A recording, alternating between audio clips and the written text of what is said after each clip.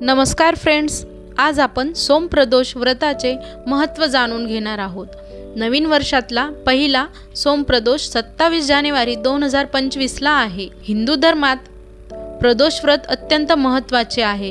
प्रत्येक महिन्यात 2 प्रदोष व्रत येतात। सोमप्रदोष हे भगवान शिवाला समर्पित असलेले व्रत आहे। या दिवशी भगवान शिव आणि देवी पार्वतीची पूजा केली जाते।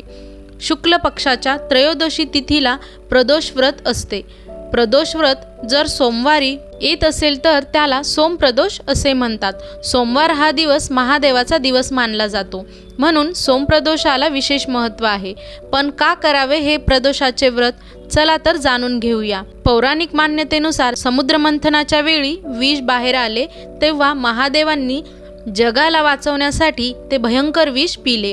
हे विष इतके प्रभावी होते की ते पिल्यावर महादेवांचा घसा निळा पडला आणि विषाच्या प्रभावामुळे त्यांच्या अंगात असह्य जळजळ सुरू झाली।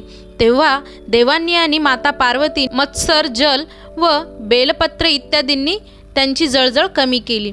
महादेवांनी विष पिऊन जगाला विषाच्या प्रभावापासून वाचवले। त्यामुळे सर्व जग आणि सर्व देव महादेवांचे ऋणी झाले।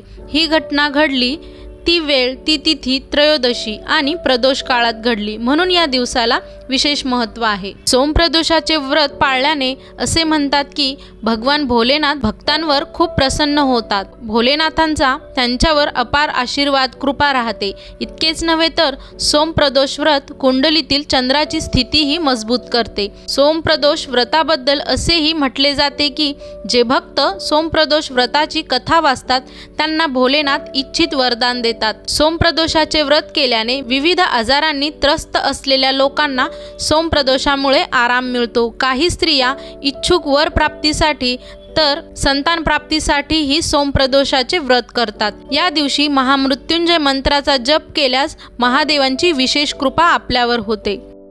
अशाच नवनवीन माहितींसाठी चॅनलला नक्की लाईक, शेअर आणि सबस्क्राईब करा। धन्यवाद।